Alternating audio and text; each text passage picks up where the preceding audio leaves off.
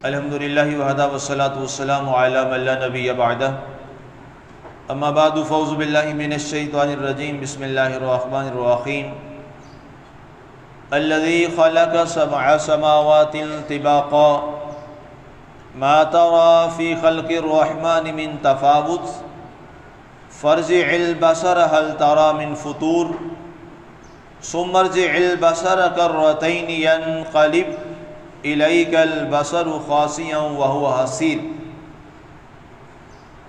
جس نے 7 آسمانوں کو طبق در طبق پیدا فرمایا تو رحمان کی تخلیق میں کوئی رکھنا اور بد زیب چیز نہیں دیکھے گا، بس اپنی نگاہ کو ذرا پلٹا، کیا کوئی غیر مناسب اور غیر موضوع چیز نظر آتی ہے؟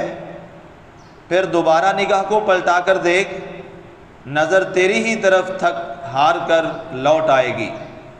آج ہماری سورہ الملک کی آیہ مبارکہ نمبر 4 کی تلاوت و ترجمہ کا شرف نصیب ہوا۔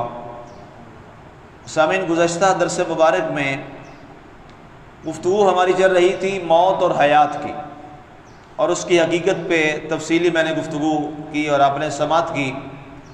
اس کے بعد اللہ تعالیٰ نے موت اور حیات کے تخلیق کرنے کے بعد اس کا جو سب سے بڑا شاہکار ہے انسان کے بعد، وہ زمین اور آسمان، اور اس میں خاص طور پر 7 آسمانوں کا پیدا کیا جانا اور ان کا طبقات میں، یعنی ایک پہلے طبقہ، پھر اس کے بعد کتنے سال کی مسافت، اور پھر اس کے بعد دوسرا آسمان، اور پھر اس کے بعد تیسرا آسمان۔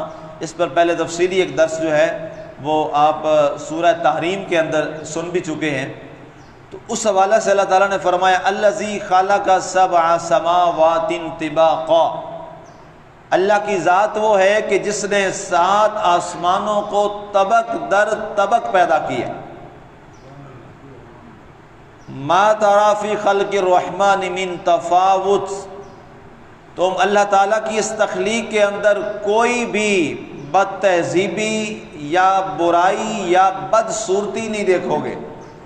اللہ تعالیٰ نے یہ جو آسمانوں کو پیدا کیا ہے اور یہ اس کی جو اتنی پیاری تخلیق ہے اور اس قدر بلند اور اعلیٰ مرتبہ اور مقام رکھنے والی ہے، اس میں سورج بھی ہے، چاند بھی ہے، ستارے بھی ہیں، سیارے بھی ہیں، کہکشائیں بھی ہیں، اور انہی کے ساتھ ہوائیں بھی چلتی ہیں، باد و باران بھی چلتا ہے، گرد بار بھی چرتے ہیں۔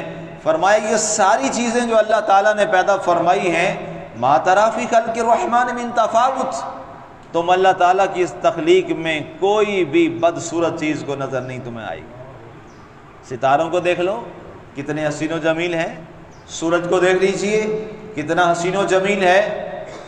سردیوں کے موسم میں کبھی اندازہ ہوگا ہمیں سورج کتنا ہمیں اچھا لگتا ہے، اور اگر خدا نخواستہ ایک دن کے لیے یا چند گھنٹوں کے لیے سورج گرہن لگ جائے، سورج بے نور ہو جائے، تو کائنات کا نظام کیسے درہم برہم ہو جاتا ہے۔ اور اسی طرح سورج کے بعد چاند کی طرف آ جائیے، چاند جو ہے یہ رات کا ایک اپنا حسن زیادہ کر دیتا ہے، بڑھا دیتا ہے۔ وہ راتیں جو چاند کے ساتھ روشن ہوتی ہیں ان کی کیا خوبصورتی ہے، اور وہ راتیں جن میں چاند روشن نہیں ہوتا ان کا جو اندھیرا ہے وہ کس قدر خوفناک ہوتا ہے۔ تو اللہ تعالیٰ نے فرمایا کہ اس کے اندر ما تری فی خلق الرحمن من تفاوت، تم اس میں کوئی بد زیب اور کوئی رکھنا والی چیز جو ہے وہ نہیں دیکھو گے۔ فرجع البصر، اپنی نگاہوں کو ذرا پلٹا کر تو دیکھو اللہ کے نظام کی طرف۔ اب یہ اللہ پھر دعوت فکر دے رہا ہے، اللہ ہمیں پھر دعوت نظارہ دے رہا ہے کہ اگر تمہیں اس میں کوئی نظر آتا ہے کہ کوئی کمی ہے، کوئی عیب ہے، کوئی نقص رہ گیا ہے، تو اللہ فرماتا ہے میں تمہیں دوبارہ دعوت دیتا ہوں، فرجع البصر، اپنی نگاہ کو ذرا دوبارہ لوٹا اور پھر دیکھ، حال تری من فطور، کیا اس میں کوئی ایک بھی چیز ایسی ہے جو موضوع اور مناسب نہ ہو؟ کوئی ایک چیز 7 آسمانوں میں، ظاہر اگلے آسمانوں تک تو ہماری نگاہ نہیں پہنچتی، ہم تو آسمان دنیا کو ہی دیکھ سکتے ہیں، ظاہر ہے باقی آسمان اسی اعلیٰ حاضل قیاس وہ آگے ہیں۔ تو اللہ تعالیٰ نے فرمایا اس پہلے آسمان تک نگاہ دوڑاؤ، اور پہلے آسمان کے نیچے سے زمین کے اوپر تک جو تمہاری نگاہوں میں ہے، تمہاری نظروں میں ہے، اس میں تم نظر دوڑا کے دیکھو، حل تری من فطور، تمہیں کوئی عیب، کوئی نقص یا کوئی غیر مناسب چیز نظر آتی ہے؟ ہرگز نظر نہیں آئے گی۔ ثم مرجع البصر کرتین ینقلب الیک البصر، اللہ فرماتا ہے ایک بار پھر نگاہ دوڑا کے دیکھ میرے رب کے نظام کی طرف۔ پھر تکرار آیا اگلی آیت میں، ثم مرجع البصر، ایک بار نگاہ ڈالی ہے اس کو پھر دیکھ، پھر نگاہ ڈالی ہے پھر دیکھ، چیز ہے دیکھنے کی، اسے بار بار دیکھ، اس میں غور کر، خوض کر، اور اپنی نگاہ کو پھر بار بار دوڑا اور اس پر دیکھ۔ ینقلب الیک البصر، سبحان اللہ، کیا پیارے الفاظ اللہ نے فرمائے، اور ہماری اس فطرت کا ذکر کیا۔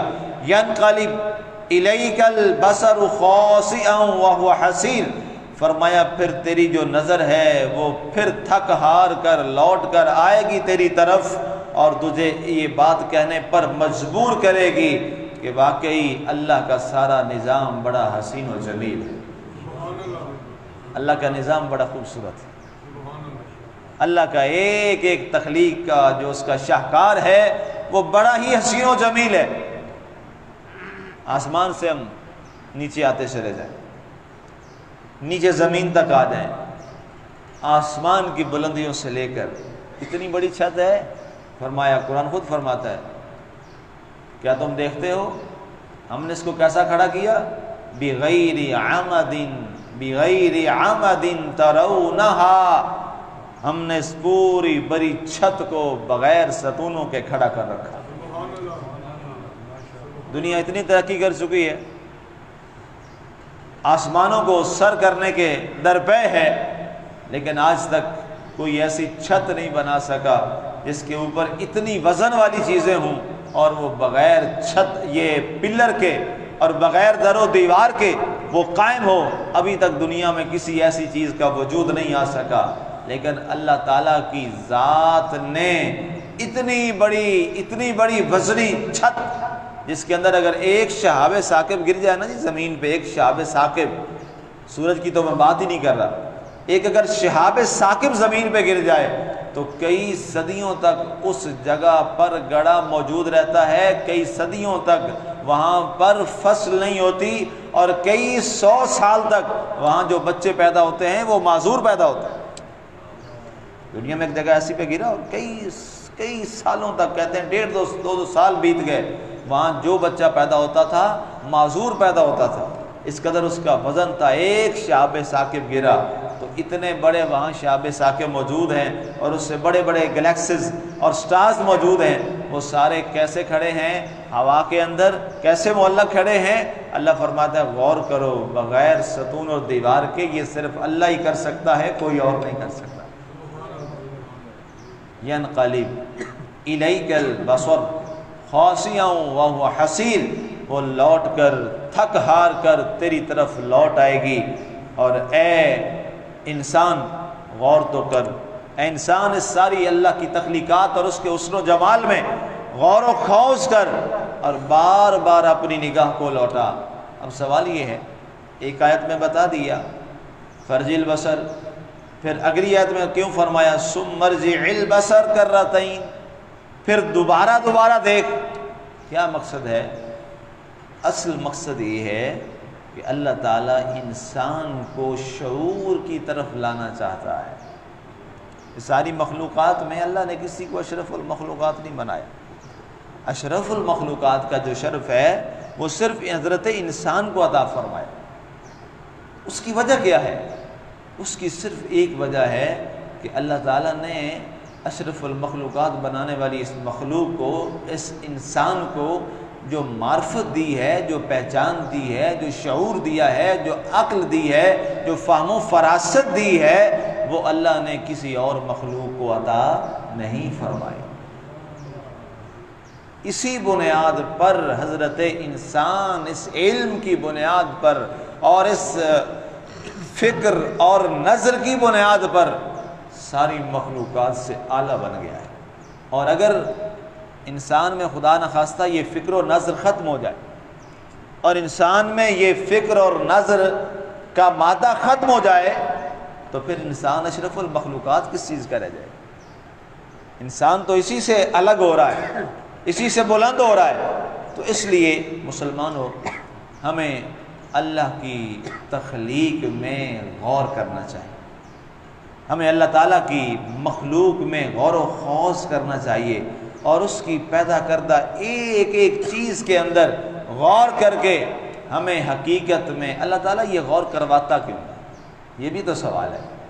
اللہ کو کیا ملتا ہے جی کہ وہ ہمیں کہہ رہا ہے اس میں غور و خوض کرو، اس میں فکر کرو، بار بار اس کی دعوت دی جا رہی ہے، دوبارہ دعوت دی جا رہی ہے۔